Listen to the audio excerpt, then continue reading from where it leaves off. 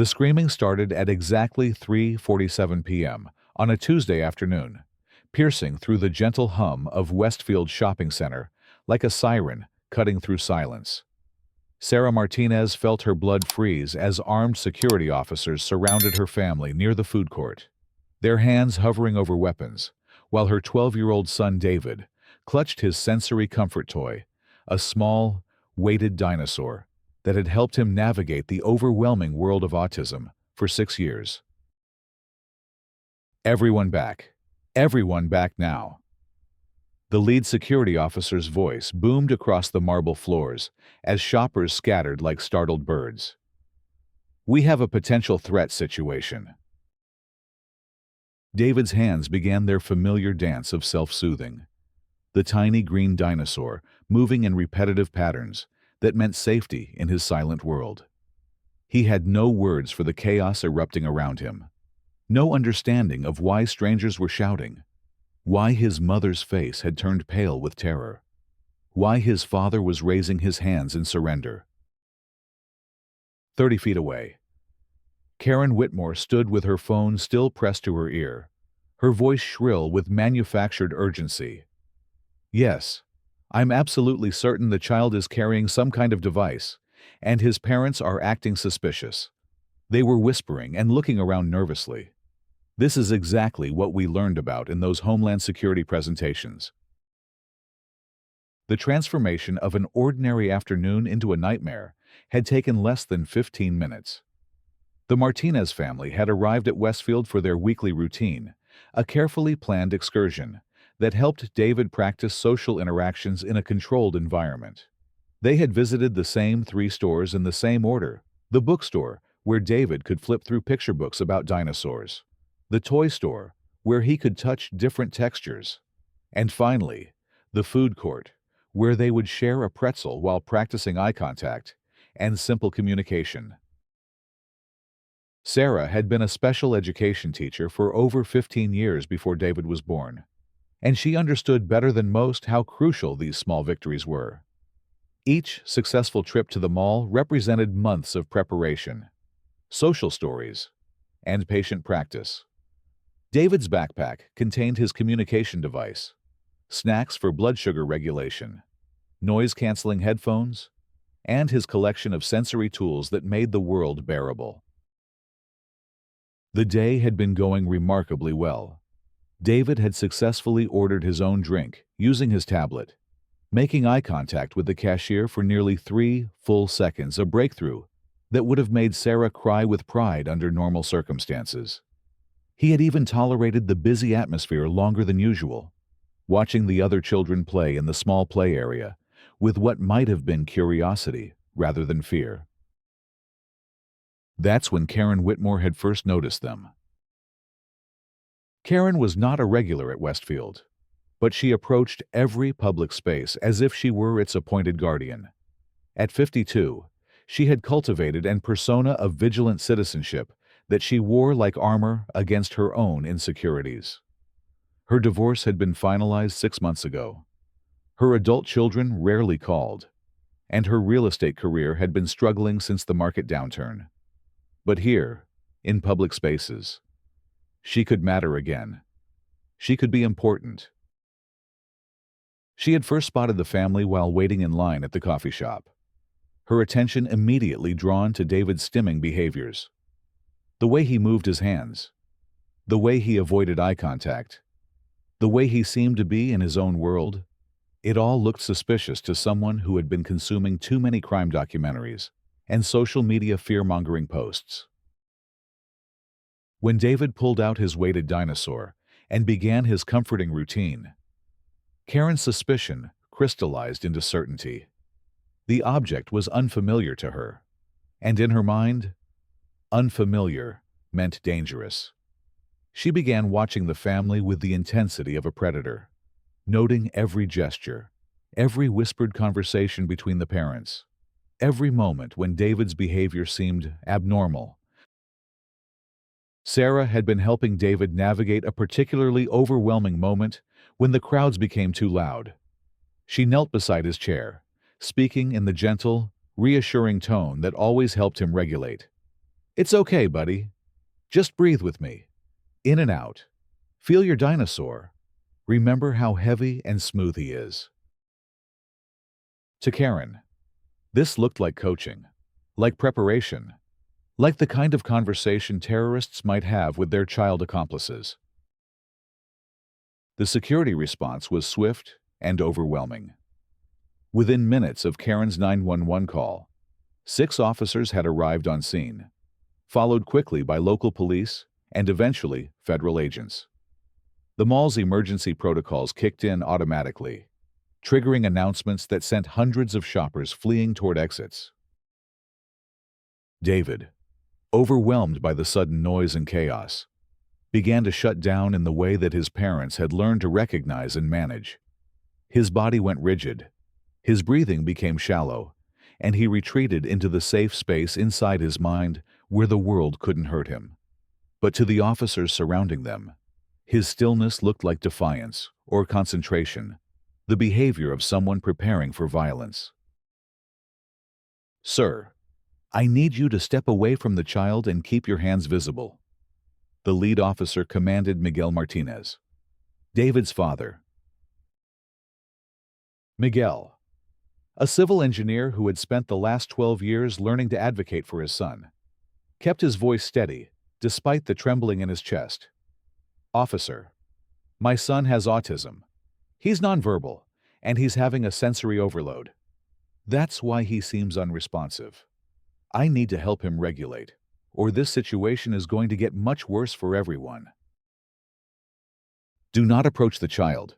Sir, we need to secure the area first."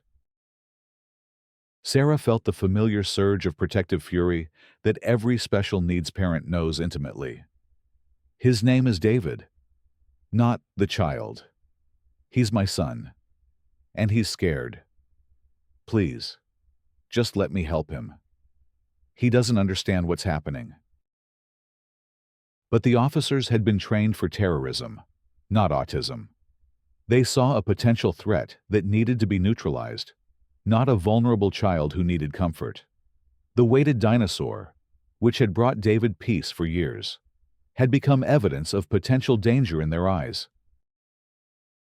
Karen watched the scene unfold with a mixture of vindication and growing doubt.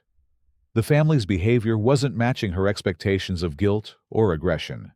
Instead, she saw genuine fear and confusion. Parents who seemed more concerned about their child's well-being than about being caught in some nefarious act. But pride and the sunk cost of her accusation kept her from backing down. She found herself doubling down on her story, adding details that hadn't existed moments before. The parents were definitely coaching him, she told the arriving news crews, who had picked up the story from police scanners. They kept whispering and looking around, and that device he was carrying, it definitely wasn't a normal toy. The local news teams arrived with their usual hunger for dramatic footage. Channel 7's Sarah Chen began her live broadcast with the gravity usually reserved for natural disasters. "We're here at Westfield Shopping Center, where police and federal agents are investigating reports of a potential security threat involving a minor. The mall has been evacuated as a precaution, while authorities examine what witnesses describe as a suspicious device." Miguel watched in horror as his family became the center of a media circus. The cameras focused hungrily on David, who was now rocking back and forth in his chair, his hands flapping in distress as he tried to process the sensory assault of lights, sounds, and strangers.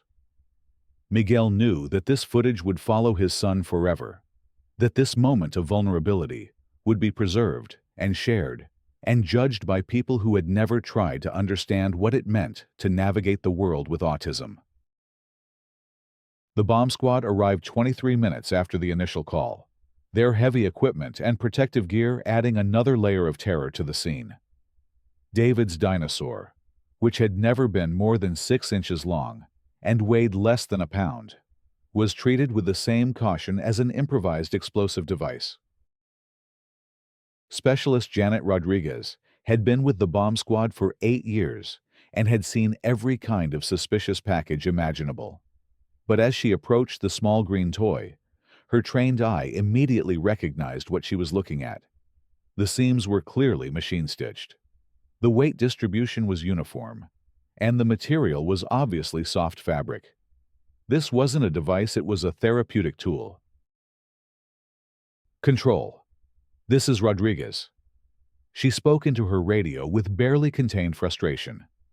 The suspicious object is a weighted stuffed animal, commonly used for sensory processing therapy. There is no threat here. Repeat, no threat. But the wheels of bureaucracy and media attention were already in motion. The story had taken on a life of its own, spreading across social media with the speed of wildfire and the accuracy of gossip. Mall threat began trending, with hundreds of keyboard warriors sharing their opinions about child terrorists, inadequate security, and the general decline of society. David's meltdown began in earnest as the situation dragged on.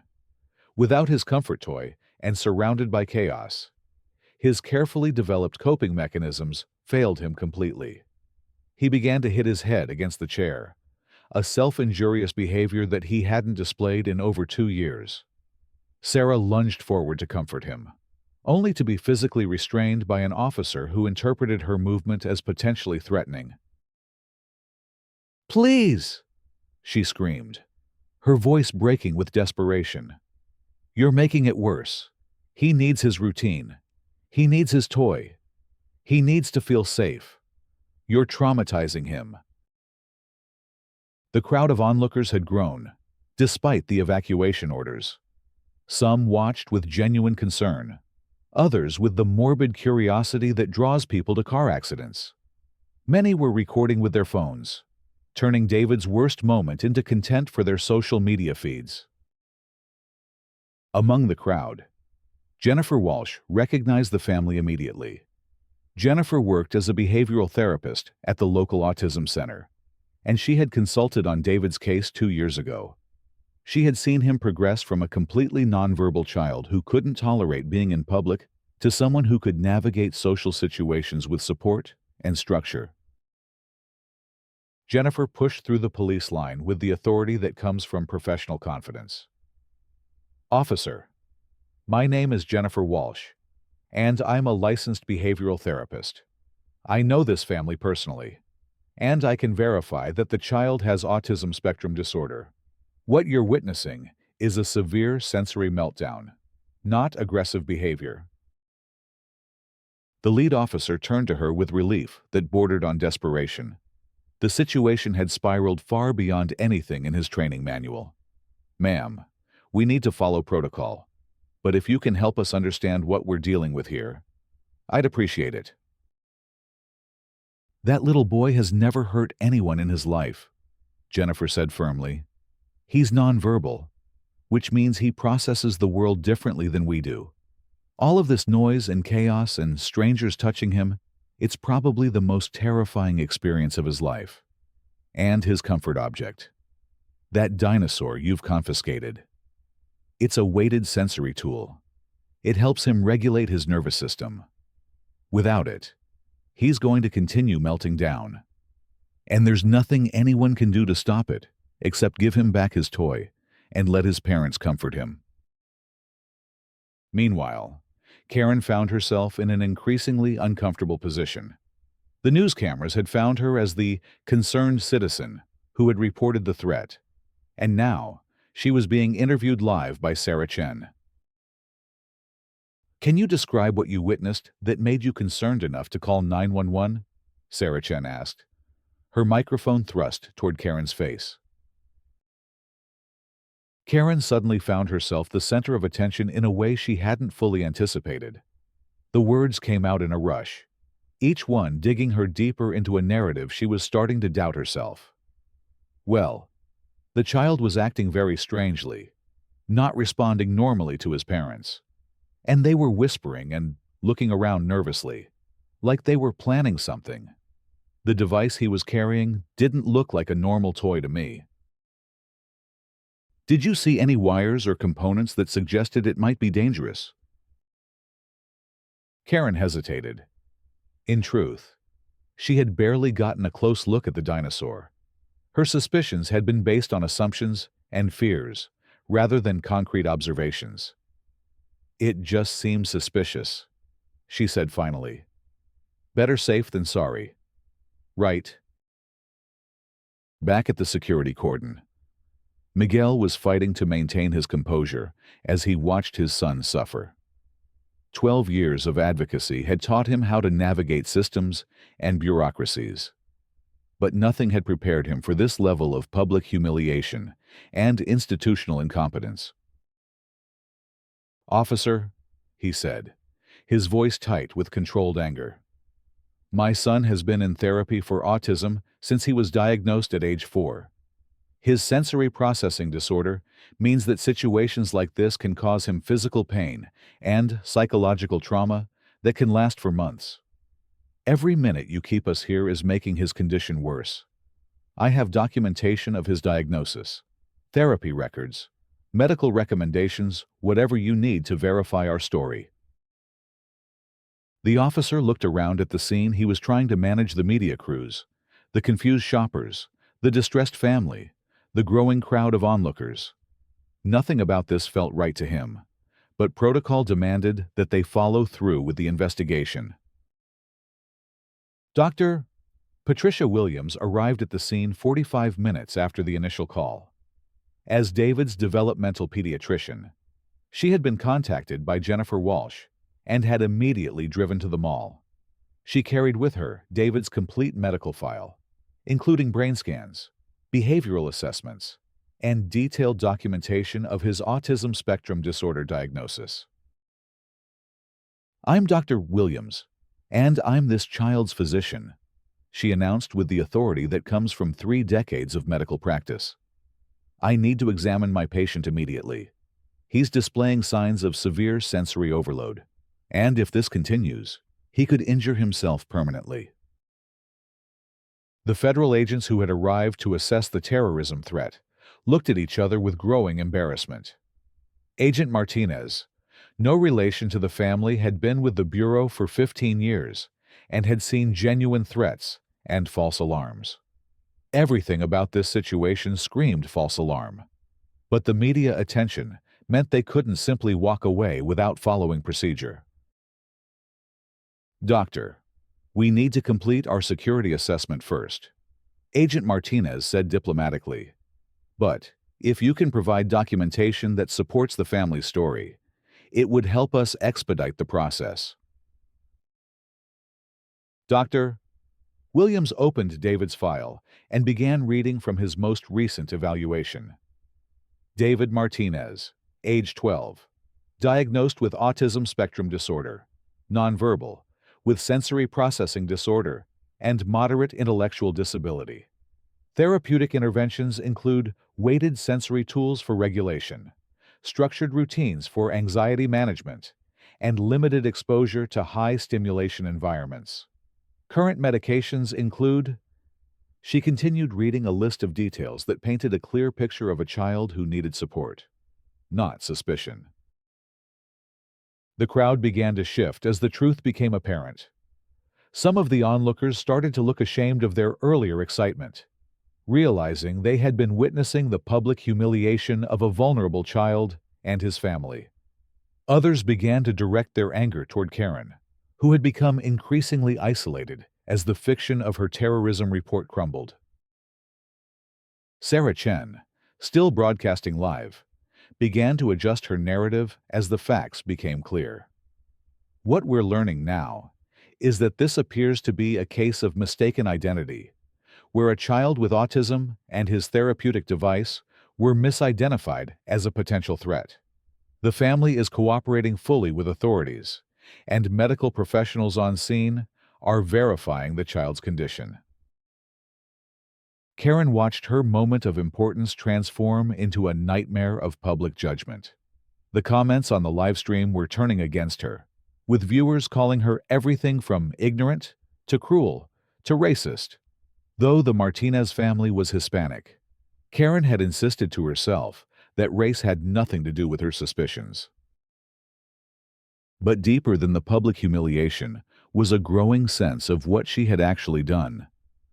Looking at David now, really looking at him for the first time, she saw not a threat, but a frightened child who was clearly struggling with something beyond her understanding. His parents weren't terrorists. They were advocates, doing everything they could to help their son navigate a world that wasn't designed for people like him. The breakthrough came when David's older sister Emma arrived at the mall. Emma was 15 and had grown up understanding autism in ways that many adults never would. She saw her brother's distress and immediately knew what he needed. Emma approached the police line with the confidence of someone who had been advocating for her brother her entire life. "That's my brother, and he needs his dinosaur back right now. Or this is going to get much worse. He's not dangerous, he's scared and overwhelmed.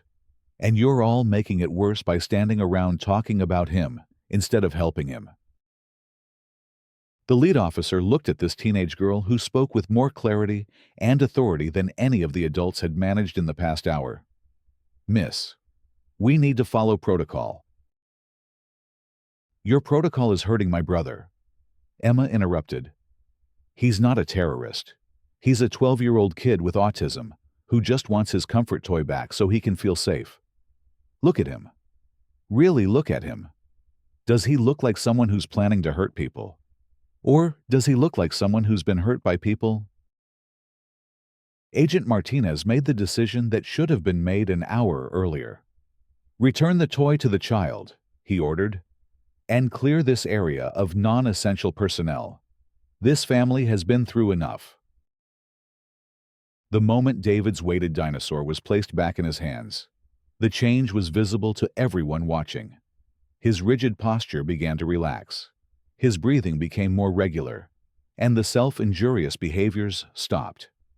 He held the toy close to his chest and began the familiar rocking motion that helped him process overwhelming experiences. Sarah knelt beside her son and began the gentle coaching that would help him transition back to a more regulated state. "You're safe now. Buddy, Mama's here, Daddy's here, Emma's here. Feel your dinosaur. Remember how heavy and smooth he is. You're safe." The crowd began to disperse as the drama wound down. But the damage had been done. The footage of David's meltdown was already spreading across social media. His face and his family's humiliation preserved forever in the digital record. Miguel knew that this would follow David for the rest of his life, that strangers would recognize him as that autistic kid from the mall incident. Karen stood alone now, abandoned by the crowd that had gathered around her earlier. The news crews had moved on to interview the family's advocates and medical professionals, no longer interested in the woman who had made the false report. She felt the weight of what she had done settling on her shoulders like lead. Dr. Williams was examining David when she noticed Karen standing nearby, clearly distressed. Professional ethics demanded that she focus on her patient, but human compassion made her glance toward the woman who had created this crisis. "Ma'am," Dr. Williams said quietly, "I don't know what motivated you to make that phone call, but I want you to understand something. This child that you reported as dangerous, he has never hurt anyone in his life. He doesn't understand violence or cruelty or deception. His biggest challenges are things like learning to tie his shoes and ordering food at a restaurant. What happened here today will traumatize him in ways that might take years to heal." Karen's voice was barely a whisper. I was trying to protect people. He looked different. I didn't know." "Different isn't dangerous," Dr. Williams replied. "And not knowing isn't an excuse for not trying to understand before you destroy someone's life." The police reports would later show that the entire incident had been based on one person's unfounded suspicions about a disabled child's therapeutic device. The mall's security footage clearly showed the Martinez family engaged in normal shopping activities, with no suspicious behavior beyond David's visible autism traits, stimming, difficulty with eye contact, and reliance on his comfort object. But the bureaucratic machinery of fear had already been set in motion. The Department of Homeland Security would file a report. The local police would complete their investigation, and the mall security would review their protocols. The Martinez family would become a case study in what happens when ignorance meets institutionalized bias. Sarah Chen concluded her live broadcast with a summary that would be remembered long after the initial panic was forgotten. What started as a terrorism report has revealed itself to be a profound misunderstanding about autism and disability. A family's routine shopping trip became a public nightmare because one person's fear overcame their compassion and judgment. The question we must ask ourselves is, how do we create a society where being different doesn't make you dangerous in the eyes of others? As the officials finally allowed the family to leave, Miguel helped David into his wheelchair. The overwhelm had exhausted him to the point where walking was no longer possible. Sarah packed up the sensory tools and communication devices that made their public outings manageable, wondering if they would ever feel safe enough to try again. Emma walked beside her brother's wheelchair, her hand on his shoulder, in a gesture of protection that broke her parents' hearts.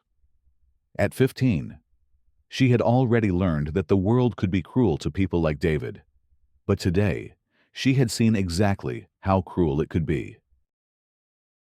The family drove home in silence, each processing the trauma in their own way. David would need weeks of extra therapy to recover from the sensory assault he had endured. Sarah would have nightmares about the moment when strangers surrounded her child, and she couldn't protect him. Miguel would spend hours researching legal options, trying to find some way to ensure this never happened to another family. But it was Emma who surprised them all when she finally spoke as they pulled into their driveway. "We're going to make sure people understand," she said with quiet determination. "We're going to make sure this never happens to another kid like David." 3 weeks later, the Martinez family stood before the Westfield Shopping Center Board of Directors, accompanied by Dr. Williams, Jennifer Walsh, and a dozen other autism advocates. Emma had organized the meeting, researched the legal requirements, and prepared a presentation about autism awareness training for security personnel. Karen Whitmore was also there, though she sat in the back of the room and spoke only when directly addressed. The district attorney had declined to prosecute her for filing a false police report, but the civil lawsuit from the Martinez family was still pending. More importantly, she was there because she had requested the opportunity to apologize publicly. Miguel addressed the board with the measured tone of someone who had found his way from anger to advocacy. "My family doesn't want revenge. We want change. We want training for security personnel so they can recognize the difference between suspicious behavior and disability traits. We want protocols that prioritize de-escalation over confrontation. We want a world where my son can carry his therapeutic dinosaur without being treated like a terrorist." Sarah added her voice to the request, her words carrying the weight of years spent fighting for her child's right to exist in public spaces. David didn't choose to have autism, but every day he chooses to be brave enough to interact with a world that often doesn't understand him. Today, we're asking you to choose understanding over fear, education over assumptions, and compassion over control. The board voted unanimously to implement comprehensive disability awareness training for all security personnel, not just at Westfield, but at all their properties nationwide. They also agreed to fund a public education campaign about autism and other developmental disabilities, featuring David and his family as spokespeople. Karen's apology came last, and it was more thorough than anyone had expected. She had spent 3 weeks learning about autism, reading David's story in the media coverage, and confronting her own biases and fears. Standing before the family she had traumatized, she struggled to find words adequate to express her regret. "I don't expect forgiveness," she said, her voice shaking with emotion. "I made assumptions based on my own ignorance and fear, and I turned those assumptions into accusations that hurt an innocent child and his family. I was wrong in every possible way. David, if you can understand me, I'm sorry. I'm so very sorry." David, who had been quietly stimming with his dinosaur throughout the meeting, looked up at the sound of his name. For just a moment, his eyes met Karen's across the room. He didn't speak. He couldn't. But something in his expression suggested not forgiveness exactly, but acceptance. The kind of grace that comes from understanding the world through a lens of difference. 6 months later, David was featured on the cover of Autism Speaks magazine, holding his famous green dinosaur and smiling genuinely for the camera. The accompanying article, written by Emma, was titled "Different Isn't Dangerous: A Family's Journey from Trauma to Advocacy." The Martinez family had transformed their worst day into a catalyst for change. Security personnel at malls across the country were now trained to recognize autism traits and respond with accommodation rather than suspicion. The story had sparked conversations in schools, workplaces, and communities about how society treats people with disabilities. Karen had used her settlement money from a separate discrimination lawsuit to fund autism research and had become an unlikely advocate for disability rights. She frequently spoke at training sessions, sharing her story as a cautionary tale about the damage that ignorance and fear can cause. Emma had been accepted to Columbia University with a full scholarship and planned to study special education law. Her advocacy for her brother had evolved into a mission to protect other vulnerable people from the kind of injustice her family had experienced. And David continued to grow and learn and find his place in a world that was slowly becoming more understanding. He never spoke about the incident at the mall. He had no words for trauma that complex, but his parents noticed that he held his dinosaur a little tighter when they went out in public. And he stayed closer to Emma when there were crowds. On a warm Tuesday afternoon, exactly 1 year after the incident, the Martinez family returned to Westfield Shopping Center for the first time. David wore a special shirt that Emma had made for him. "Autism Different, Not Dangerous," with a picture of his beloved green dinosaur. The security guard who greeted them at the entrance had been trained in the new protocols. She smiled warmly at David and said, "Welcome back. We're so glad you're here." David didn't respond verbally. He never would, but he looked at her directly for 3 full seconds and then held up his dinosaur to show her. In his world, that was a greeting, a gift, and a sign of trust, all rolled into one. As they walked through the mall, Sarah and Miguel noticed the changes that their advocacy had created. Signs near the entrances explained sensory-friendly shopping hours. Security personnel wore pins identifying them as disability-aware. The children's play area had been redesigned to accommodate kids with different abilities. They visited the same 3 stores in the same order: the bookstore, the toy store, and the food court. David successfully ordered his own pretzel, making eye contact with the cashier and using his communication device to say, "Thank you." It was a small victory, but after everything they had been through, small victories felt monumental.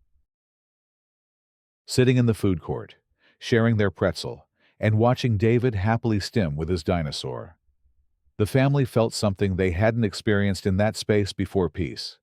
They had transformed a place of trauma into a place of triumph, not just for themselves, but for countless other families who would benefit from the changes they had fought for.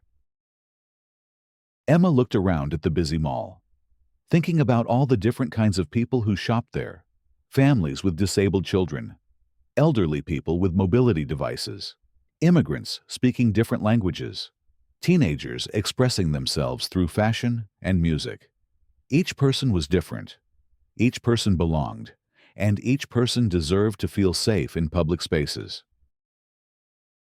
"You know what, David," she said, signing the words as she spoke.